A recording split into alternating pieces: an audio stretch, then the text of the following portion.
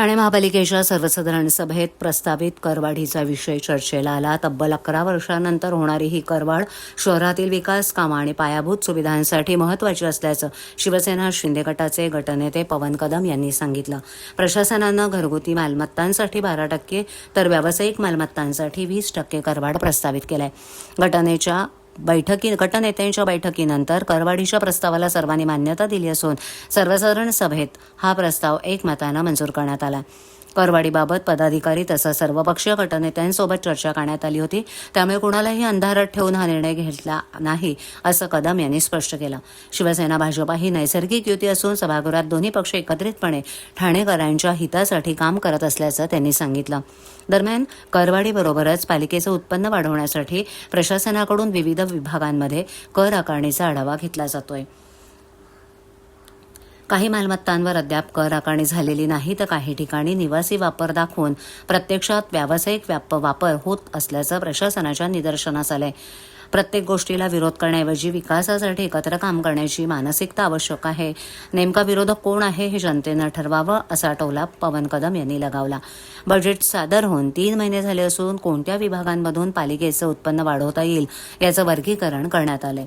करवाढीसह कर आकारणीचा विस्तार आणि थकीत उत्पन्न वसुलीमधून पालिकेच्या उत्पन्नात वाढ होईल असा विश्वास कदम यांनी व्यक्त केला। नेमका निर्णय आधी स्पष्टपणे थोडा साध्या सोप्या भाषेत ठाणेकरांसाठी सांगा।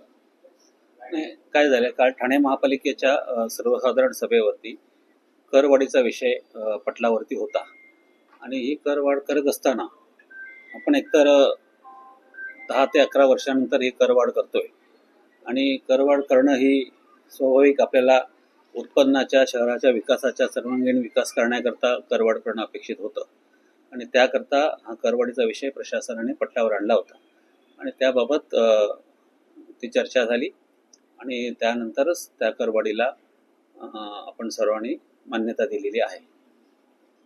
किती करवाढ असणार आहे आणि त्याच्यामुळे महापालिकेला कसा फायदा होईल? नाही, करवाढ जी आहे ठाणे महापालिकेच्या एकंदर तो करवाढीचा विषय आहे तो घरगुती करता जी करवाढ प्रस्तावित केलेली आहे ती 12% आणि त्याच्यानंतर कमर्शियल करता जी करवाढ केलेली आहे ती 20% करवाढ प्रशासनाने प्रस्तावित केलेली आहे। त्यातल्या काही सूचना आहेत, सन्मान्य सदस्यांच्या काही सूचना होत्या, त्या सूचनांचा समाविष्ट करून त्याच्यामध्ये त्या सर्वांगीण करवाढ करण्याबाबतला जो ठराव आहे तो काल महासभेत अंतिम चर्चा आणि ती मंजूर करण्यात आला। परंतु हे करत असताना ज्या अर्थी आपण ठाणे शहराचा विकास बघतोय, ठाणे शहराच्या एकंदर जे इन्फ्रास्ट्रक्चर वाढत आहे, MMRG व्हिजनमध्ये जे काय गोष्टींचा पायाभूत सुविधा आपण जे देत आहोत त्या देत असताना करवाढ करणं ही अपेक्षित होतं। इतर महापालिकेच्या तुलनेत